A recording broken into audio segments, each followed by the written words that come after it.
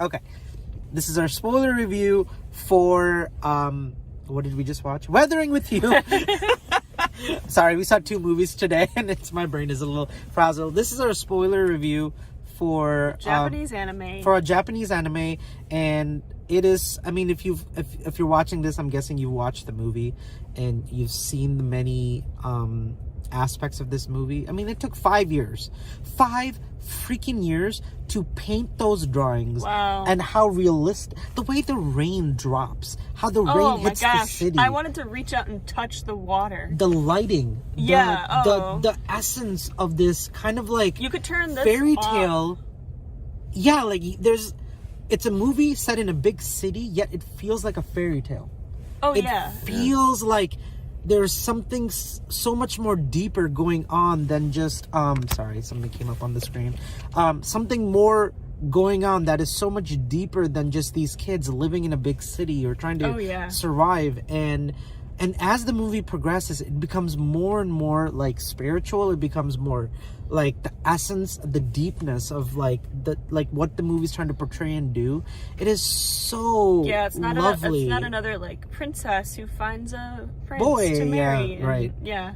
And I just there's a part of like, you know, him saying to the girl at the end of the movie, like, forget the weather. We're gonna, like, whether we're gonna do it or not, like, whether you become weather. Whether the weather be cold, whether the weather be hot, we'll be together, whatever the weather, whether we like it or not.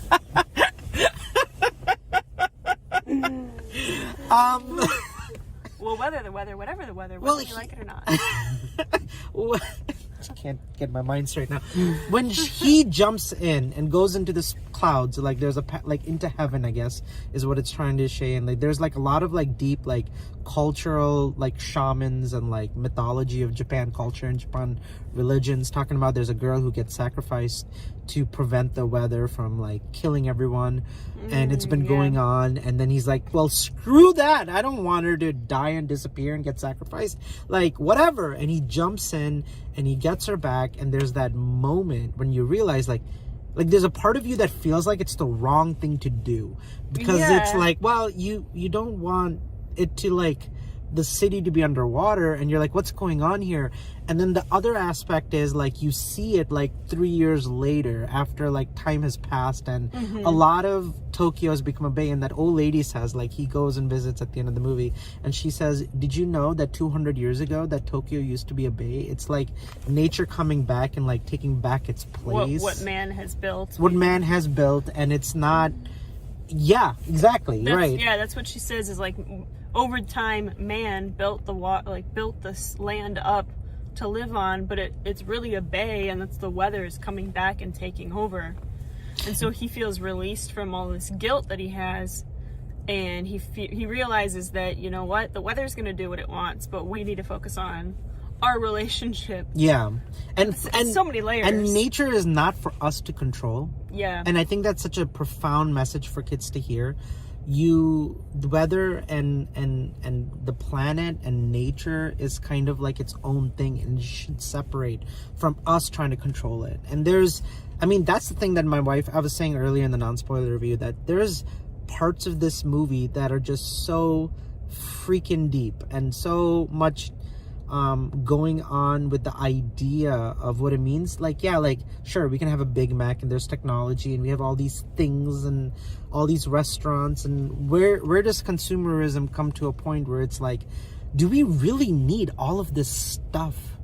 Do we really need to have, just all these like billboards and like signs that say, hey, come? Like, people don't need all that stuff, and it's okay to separate yourself from it. It's like, okay, sure, I can get the next iPhone, I can get the next video game, I can get the next big TV, I can get the next car, but where do we draw the line where it's like, how do we say to ourselves, like, okay, sure, we can have it, we can make it, but should we? Because in the long run, it's not about how much stuff we have or how big the skyscrapers are and how many people we can fit into this small area and make it into like a mega city. Maybe we need to learn to kind of balance, like find a balance between modernization and also nature.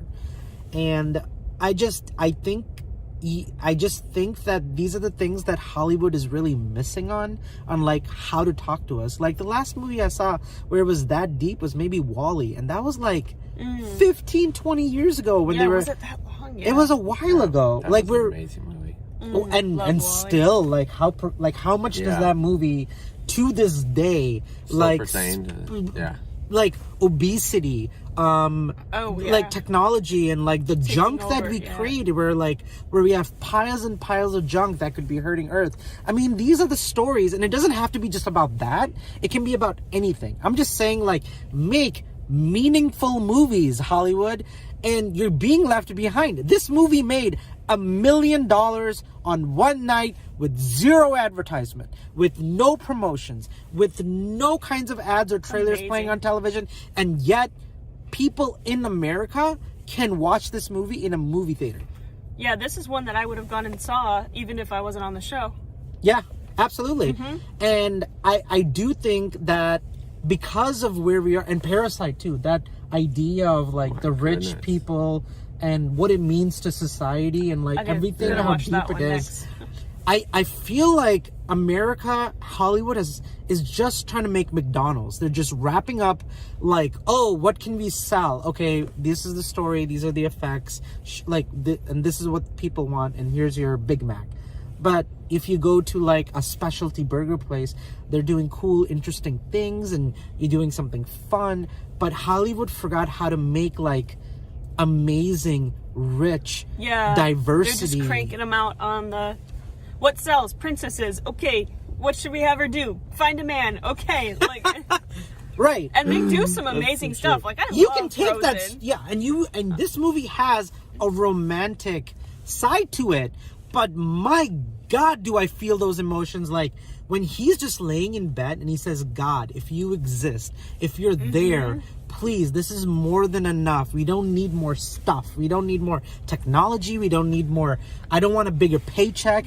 If this is just us three having fun, living together, we can do it. Yeah. We can do it. Yeah. What? We'll like, who's gonna say that on Disney? No, they're gonna be like, go buy our toy, go buy our next video game, buy the iPhone. I hate the Disney Channel.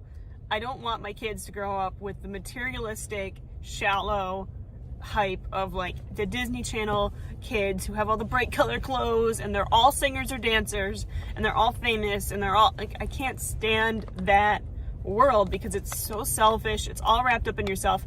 And this guy, I don't know what the director's name is. He makes movies that are about like these kids are 15 years old and they're like working their jobs. They're taking care of their family. They're doing everything for themselves. They're surviving on their own in like a very hard city to survive in. Like they're acting like adults. They're living for other people. They're not just selfish. They're not living for themselves. And they're 15 years old, and like that's the kind of kids that I want my kids to see on TV and aspire to be and be role models for, not this shallow, selfish Disney culture that we have going on. Right. And I love Disney. Like I don't want to trash Disney either, but I do think they're lagging behind. I love Frozen. Like I'm not gonna say it's a bad movie, but there's a part of it, it's kind of like you are too afraid to give that message that this message of this movie is. They can't step outside of their Disney box. They've cornered themselves into this.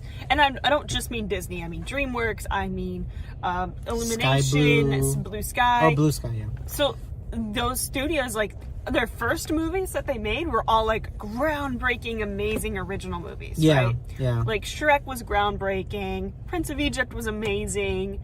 And then over time, they just become these like cookie cutter. I'm gonna do the same thing over and over because it sells. Yeah. They start off being about art, and then they just become about making money. Right. No, especially that's true. Even like the same franchise, like Shrek 5 was not about making art. You know what I mean? Like I think there's only 4. I think Shrek. There's 4. Like 4, and then Puss in Boots. But they are making a 5. And Shrek Ever After. Oh, gosh. Yeah. Yeah, they are making another one. Aside. Something I thought was really interesting though with this film, which is something that Hollywood more recently really tries to steer clear of, is the romantic side of it at that age. Now, I have noticed with Hollywood films that obviously due to, just situations that have happened in Hollywood, they try to make sure that if there's like relationships, they're not this deep at that age. Right. Which is something that I don't know. What do you guys think about that? No, I agree. I absolutely 100% agree with that statement. I do think that Hollywood has become a machine, like a robotic, like we were talking about. They're just out whatever makes. What's gonna sell? What's the chart says this will sell, and but that kills originality. It kills the artist. These kids that are portrayed in this movie are so much more mature than the kids that are portrayed in all those Disney movies. So they were adults. They're working for themselves. They're living on their own. They're taking care of their. They're lying so they can. Yeah, like the girl's kid. parents. She doesn't have parents, and she has to lie on the resume. Yeah, I mean, to be able to work. She's basically a fully functioning adult. Who's 15, who's right? 15, right? So I think that two people that have been through that kind of a thing, they could make it work. And then they do wait 3 years. It's not like they, it wasn't just this shallow romance that they had, infatuation for each other. Right. They were basically raising a kid together, and then they wait 3 years, and they're like, yeah, we're still interested in each other. This is still gonna work. We still have. So, yeah, I think that it's really, really good for kids to see this kind of relationship on TV because they care about each other. They're sacrificing for each other, and it wasn't all about me, and what I want. And I like the guy too. What's his name? The one with the daughter. No, that's the main. I'm talking about. I forgot his name. I don't know. I can just say with the little girl with syllables. the asthma. Sagu. Yeah. I can't remember exactly. You think Mr. Soga. Yeah, Mr. Soga. Mr. Suga. Mr. Sugar. Mr. Suga. I like that first you think he's just lazy, but then you realize he's just going through depression. He's kind of broken. I picked that up because this is my second time watching it. He's sad seeing he doesn't get to see his kid, Right, and I love the little shot of him just trying to smoke a cigarette and the cat comes and just stares at him dude, seriously? You're trying to get your daughter back. And he just breaks the cigarette. You'd never see that in a Disney movie. And yet that was so profound of the idea. Good. And when his niece comes into the apartment and he's like, why are you smoking and drinking yourself? It's which is because you feel guilty what you said to Hadaka. And there's just such adult things that Disney would never approve of, but yet this is still a kid's PG movie. It does show a 15-year-old buying a beer. Right. or a girl who's about to sell her body in some dirty strip club or a sex club or whatever have you. A 15-year-old girl. Yes. Yeah. And yet he's there to save, and he pulls her away, and there's just, oh my god, this movie, there's so many things going on here, but we don't have to play safe with our children. We can tell them adult themes and show them adult situations, yet still make it a kids movie. And there was no kids in this, and there was kids in that last movie that we saw, Bad Boys for Life, which was not appropriate for children. Well, that's a whole nother discussion that I don't want to open the door to. But yeah, I feel like there is a safety net that's kind of around where Americans are afraid to make movies, or Hollywood, not Americans.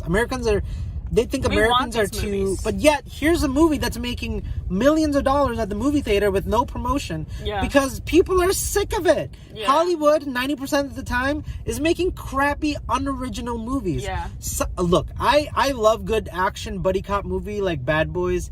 Sometimes I'm open for it. But I'm also hungry for something original and creative. And gosh, bring 2D animation back. Yeah. 3D doesn't excuse that 2D is bad. And you know what I was thinking during this? This movie couldn't have been live action. It wouldn't have had the same effect.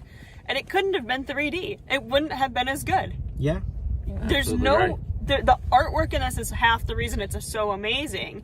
Yes, the plot is good, but I don't think you could have pulled it off in live action. Oh my gosh, the way they form clouds and how clouds look and how the water droplets and the spiritual, there's a spirit dragon, I think he said, where it's it's a water dragon or something that comes over the city that just dumps water. Have you guys seen Lovely Bones?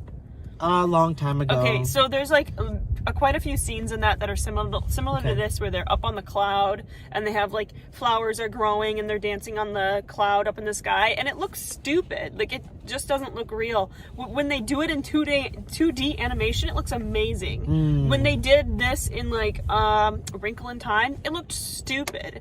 When they do it in 2D, it looks amazing. I don't think they could do it in 3D. No, I can't think of a movie that's done this in 3D, but yeah, I 100% agree. And I think that, you know, I think Americans are waking up and they want more other type of movies. Half now. our audience was American. Yeah. And it was like you said, it was like when I went with Stephanie yesterday, and today it was like pretty full, but yesterday it was completely full. Yeah. Like every seat was taken by Americans. By Americans, mostly? Like 80%, I would say. Okay, Americans who were sitting there laughing and cheering and excited to see 2D animation isn't dead. People just want good movies. That's all they're looking for, something deep and meaningful. And I don't know what else I can say except like this is a mind-blowing, like, it's art. This movie is art. It's an experience. Yeah. Like, this movie is like watching somebody work their butt off to literally paint, and you're watching a painting on screen and that's coming alive. You could just mute it and put it as your background, like your screensaver. Yeah, like, you know the part where the sunlight hits the shrine, the spiritual shrine on the building, and like she's kind of for the first time walking up the staircase to get to it, and how that looks. Like, it's beautiful when she gets blown away by the wind and gets captured and taken into like the fish, and there's like little fishes, spirit animal things. Gorgeous. I mean, there's just so much more going on in this movie original wise than there is in 2 hours of Frozen. Yeah, it's true. You know, and I do think this is probably going to be on my, I can't say for sure right now because I mean, I'm going to put money down. I don't think any movie that I see this year by Disney or Pixar is going to beat this movie.